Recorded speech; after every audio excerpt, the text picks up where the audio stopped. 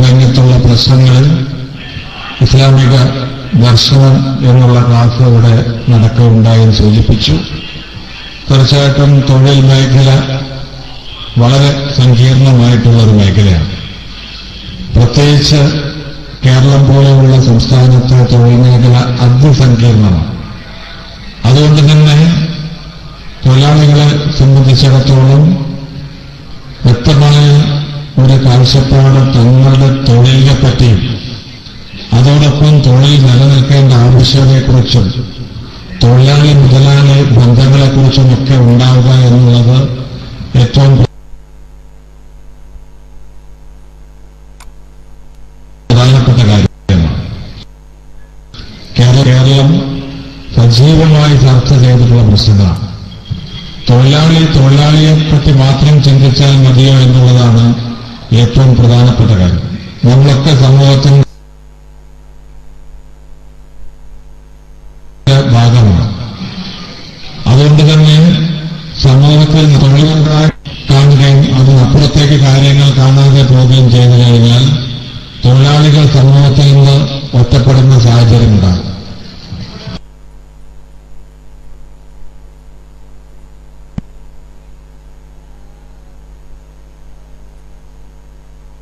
തുടങ്ങിയപ്പോൾ തന്നെ തൊഴിലാളികൾ പൊതുസമൂഹവുമായിട്ടുള്ള സംഘർഷവും കൂടുതലുണ്ടായിരുന്നു.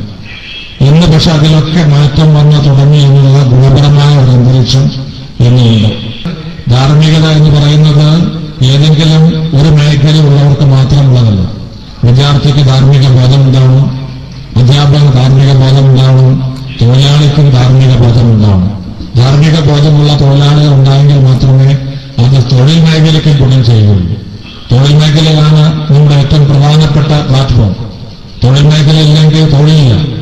അപ്പോൾ തൊഴിൽ മേഖല നിലനിൽക്കുക എന്നുള്ളത് തൊഴിലാളിയുടെ കൂടി ആവശ്യമാണ്. അപ്പോൾ തൊഴിൽ മേഖല നിലനിർത്തിക്കൊണ്ട് തൊഴിലാളിയുടെ ആവശ്യങ്ങൾ നേടിയെടുത്തുകൊണ്ട് സമൂഹത്തിന് ഗുണകരമായ രീതിയിൽ പ്രവർത്തിച്ചുകൊണ്ട് തൊഴിൽ മേഖല മുന്നോട്ട് പോകാൻ കഴിയുന്ന നമ്മുടെ കമ്പനികൾ, ഫാക്ടറികൾ ഒക്കെ തന്നെ വലിയ പ്രതിസന്ധികൾ പലപ്പോഴും അനുഭവിച്ചിട്ടുള്ള തൊഴിൽ തർക്കങ്ങളും തൊഴിൽ സമരങ്ങളും ഉണ്ടാകും. മലയാളി കേരളത്തിൽ വന്നു കഴിഞ്ഞാൽ തൊഴിലെടുക്കുന്ന കാര്യത്തിൽ പലപ്പോഴും കാണിക്കുന്ന ചില വൈമുഖ്യം അല്ലെങ്കിൽ അമിതമായ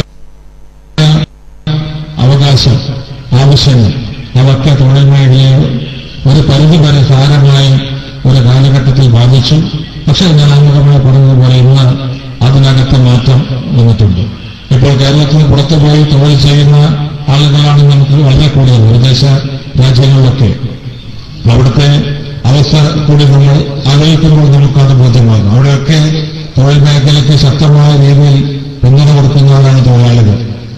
വളരെ കഷ്ടപ്പെട്ട് തൊഴിലെടുക്കുന്നു, അതിനനുസരിച്ച് വരുമാനം ലഭിക്കുന്നു. അതോടൊപ്പം തന്നെ തൊഴിലെടുക്കുന്ന മേഖലയും ഇത് വളർന്നു വരുന്നു.